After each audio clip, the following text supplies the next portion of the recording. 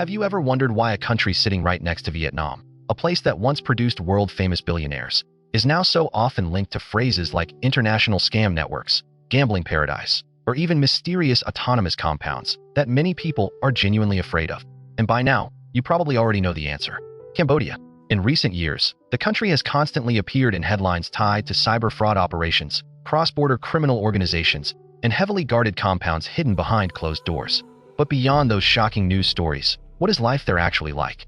In today's video, we're stepping into a very different world. A place where tourism, casinos, online scam syndicates, and dark hidden corners all exist side by side. Welcome to Cambodia, a country in Southeast Asia bordering Vietnam.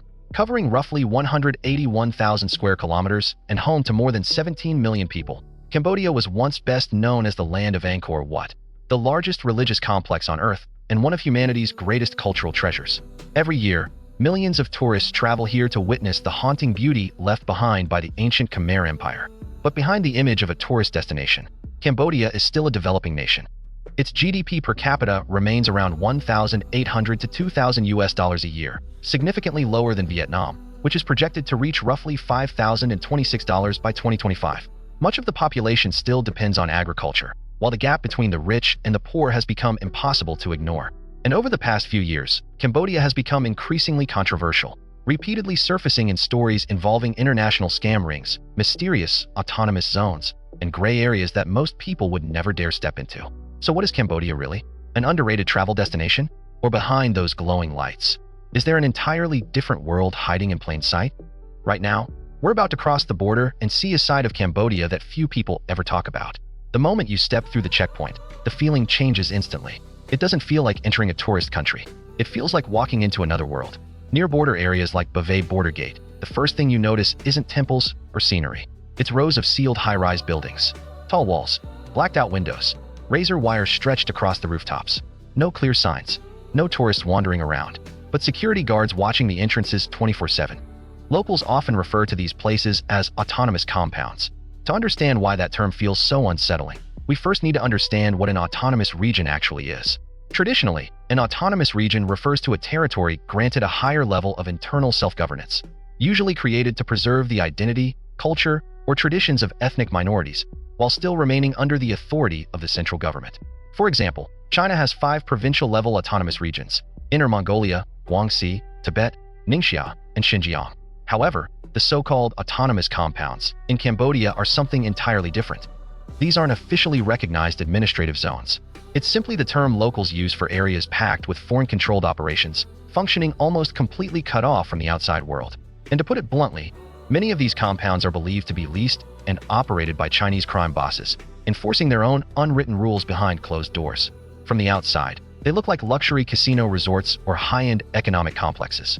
But according to countless people who once worked inside, what exists behind those walls is an entirely different ecosystem. A world built around gambling, online scam centers, often called gongsin centers, and highly organized international fraud operations. In areas near Bavay Border Gate or the special zones around Sihanoukville, the internal structure reportedly operates almost like a real corporation. The people brought there, whether willingly or through deception, often go through the same process. First, their passports and IDs are confiscated. Then they're assigned into teams, each responsible for a different scam script. One group pretends to be bank employees. Another impersonates police officers. Some act as investment consultants. And others are trained to build online relationships, gain trust, create emotional attachment, then slowly convince victims to transfer money.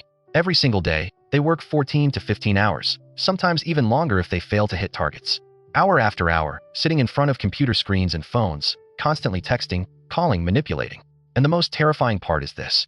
Behind what looks like an innocent message, there may already be an entire industrial-scale machine waiting for someone to fall into the trap. Everything is carefully scripted. From conversation techniques, to psychological manipulation, to handling suspicion when a victim starts asking too many questions. The pressure inside these places is reportedly brutal. Those who fail to meet quotas can face fines, withheld salaries, physical abuse, or be transferred to even harsher compounds. Some victims say people were literally sold to other companies, like commodities.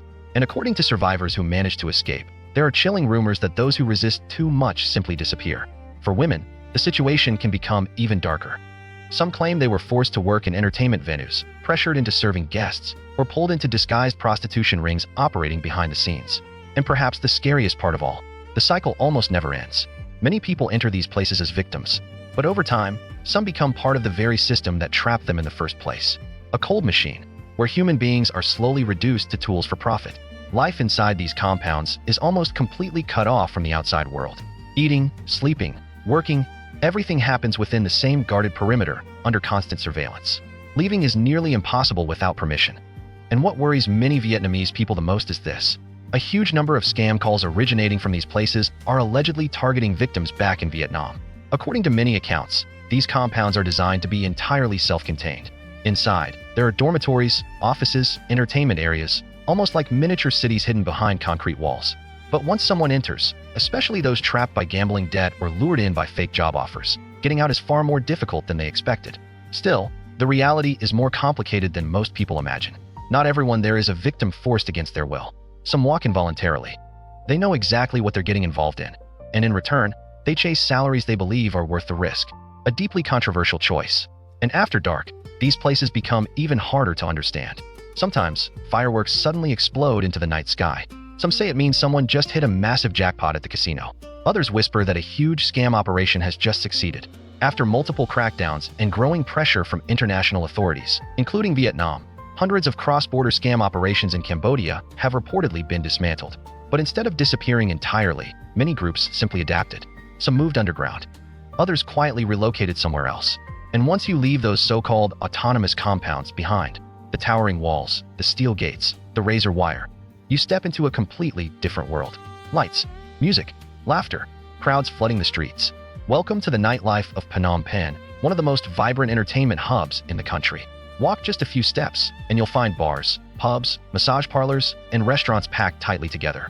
Bright neon signs glow in every language imaginable: Khmer, English, Chinese, and especially Vietnamese. Big enough that you notice it immediately.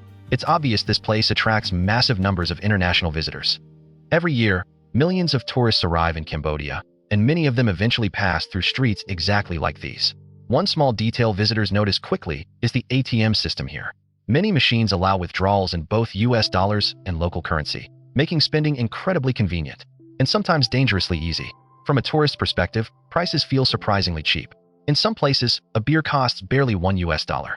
But the deeper you move into certain bars and entertainment districts, the atmosphere slowly begins to shift. Staff constantly stand outside calling people in. You barely sit down before someone starts a conversation. And within minutes, the space around you can suddenly feel far more crowded than before. In a place like this, the line between entertainment and temptation becomes dangerously thin. One harmless decision, a few drinks, one spontaneous night out, and suddenly, it turns into a night of spending completely out of control. And if you let your guard down for even a moment, you can easily become part of a game you were never prepared to play. But behind all those neon lights, walk just a few narrow alleyways deeper, and the atmosphere changes again. No bars, no music, no crowded streets, only makeshift homes, wooden planks barely holding together, and lives drifting endlessly on the water. This is one of the Vietnamese floating communities along the river in Phnom Penh, stretched across a branch of the Mekong River. From a distance, the floating houses seem packed tightly together, almost as if they're desperately trying to cling to the shore. But up close, the reality hits differently. Many of the homes are rotting apart. Crooked support poles lean into the water. The floors creak beneath every step. And underneath it all, dark muddy water filled with trash drifts silently by. Life here happens entirely on the river. Cooking, sleeping, raising children, even small livestock. Everything is compressed into these tiny floating homes. Many residents survive by collecting scrap metal, gathering plastic waste, or taking low-paying temporary jobs just to make it through another day. And what shocks many visitors is this. Some Vietnamese families have lived here for decades, yet still have no legal documents. They can't truly return home, but they've never fully belonged where they are either. Children growing up in these floating villages often lack access to proper education. And for many of them, the future already feels trapped inside the same cycle of poverty and instability. Yet every now and then, amid that heartbreaking scenery, something strangely familiar appears. A small noodle stall floating near the riverbank. A Vietnamese voice echoing through the late afternoon air. Or simply a quiet, "thank you," spoken in a familiar accent. Moments like that make people pause. Because sometimes, the feeling of home hurts even more when you find it in a place like this. A reminder that just across the border, there are still Vietnamese people living in conditions many back home have never even imagined. And after walking through those darker corners of Cambodia, maybe you start craving something lighter. That's when Cambodian food enters the story. But probably not in the way you expect. In Cambodia, some dishes are intimidating enough that just looking at them makes people hesitate. One of the most famous is stir-fried red ants with beef. Bright red, visually unsettling, almost aggressive. The ants are collected directly from the wild, then stir-fried with beef, lemongrass, chili, and intensely aromatic spices. When you bite into it, there's a strange combination of crunchiness and a subtle sour flavor coming from the ants themselves. It's the kind of experience that makes you curious, while also triggering every survival instinct in your brain. But somehow, that's still not the strangest part. Fried insects are everywhere. Crickets, scorpions, giant water bugs, skewered, deep-fried, and sold openly along the sidewalks for just a few dollars. For locals, it's simply a normal source of protein. But for many tourists, it feels less like food and more like a psychological challenge. Still, beyond the shocking dishes, Cambodia also has traditional cuisine with a surprisingly comforting side. The most iconic is probably amok, steamed fish cooked with coconut milk, eggs, and fragrant spices, usually served inside banana leaves. Rich aroma, soft texture, mild flavor, and surprisingly, many foreign visitors end up loving it. Walk through local markets, and you'll also see piles of fresh seafood and tropical fruit stacked everywhere. Durian, rambutan, mangosteen, often much cheaper than in many neighboring countries. And interestingly, many vendors can speak a little Vietnamese, making the place feel unexpectedly familiar. In the end, Cambodian food feels a lot like Cambodia itself. Some things scare you instantly at first glance. Others surprise you in ways you never expected. The real question is, are you brave enough to try? And if there's one thing almost as surprising as the food or the hidden lives here, it's the way people move around every day. Because in Cambodia, transportation isn't just about getting from one place to another. It reveals how people adapt when life gives them very few choices. And perhaps nothing represents that better than the bamboo train, known locally as the nori. This was one of the most unusual forms of transportation imaginable. A flat platform made from bamboo, or wood, mounted onto wheels, running along old railway tracks left behind from the war era. In the beginning, people had to push it manually or use long poles to move forward. But later, small motors were added, allowing the nori to travel at around 20 to 30 kilometers per hour, eventually becoming a surprisingly common way to get around for many years. And the most fascinating part? When two bamboo trains moving in opposite directions meet on the same track, the one carrying fewer passengers has to be completely dismantled and lifted off the rails to let the other pass. A strange image, but also a perfect reflection of the adaptability of people here. Besides that, the most recognizable vehicles in Cambodia are still the tuk-tuks. These three-wheeled taxis are everywhere, from airports to tiny side streets. A tuk-tuk can carry 3 to 5 people and move through crowded cities with incredible flexibility. But if you don't know the local prices, getting overcharged is extremely easy.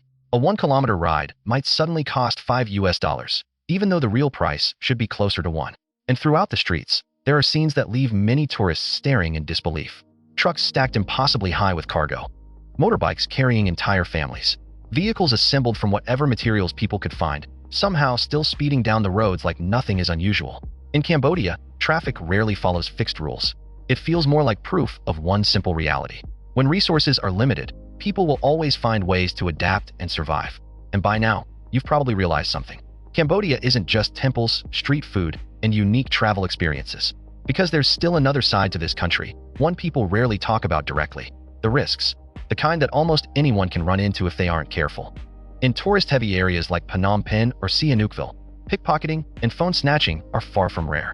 Especially near riverfront districts or nightlife streets, losing your phone or bag can happen in seconds if you let your attention slip. But honestly, that's still the lighter side of the problem. What's more dangerous are the endless, easy job, high salary offers spreading across social media, text messages, and sometimes even through friends or relatives. And as you saw earlier, not everyone who enters those systems ever makes it back out. Even experiences that seem harmless, like visiting bars or massage parlors, can sometimes spiral into uncomfortable situations. Hidden fees, constant upselling, pressure to buy extra services. These are warnings repeated by countless travelers. And after seeing all of this, the so-called autonomous compounds, the nightlife, the floating Vietnamese communities, the hidden risks, your image of Cambodia may already feel very different now. Because behind the surface of a tourist destination, there are darker layers many people never want to confront. But if you only focus on the darkness, you still wouldn't be seeing the full picture. Because Cambodia is not just scams, poverty, or controversial compounds. Somewhere else in this country, Cambodia is changing every single day. New skyscrapers continue rising. Modern urban districts are expanding. International tourism keeps growing year after year. Places like Angkor Wat and the beaches of Sihanoukville remain among the most attractive destinations in Southeast Asia. But perhaps the most fascinating thing about Cambodia is the contrast.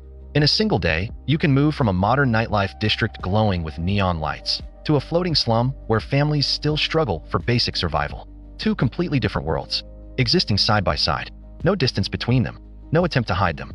And maybe that's what makes Cambodia feel so real. Not completely glamorous, but not completely hopeless either. A place where every experience leaves behind a strong emotion, curiosity, surprise, discomfort, sometimes even sadness. You may find this country frightening, or maybe you'll simply find it impossible to forget, because sometimes the places surrounded by the most controversy are the ones people remember the longest. If before watching this video, you saw Cambodia as nothing more than a dangerous country filled with scams, that perception isn't entirely wrong, but it still isn't complete. Because after everything we've seen, one thing becomes very clear. Cambodia is not a black and white picture. It's a gray zone. A place where controversial compounds exist behind closed gates, while ordinary people struggle every day simply trying to survive in situations they never truly chose. There are places of extreme luxury, where money seems capable of buying anything. And there are floating villages, where even a proper meal can feel uncertain. Most importantly, there are people who fully understand the risks, yet still choose to walk into them. Not because they want to, but because they believe it may be the only path left. Which is why Cambodia probably shouldn't be viewed only through judgment. Because if you look deeper, behind every story is a circumstance. And behind every choice, there is always a reason. Sometimes, it's impossible to understand a place completely just by observing it from the outside. Maybe after this video, you'll never want to visit Cambodia. Or maybe, you'll become even more curious and want to experience it yourself to find your own answers. Because in the end, the truth is never fully contained in what other people tell you. It depends on how you choose to see it. And perhaps that's the biggest thing this journey through Cambodia leaves behind. Not just beautiful tourist images, not just terrifying rumors, but a layered reality where light and darkness exist side by side.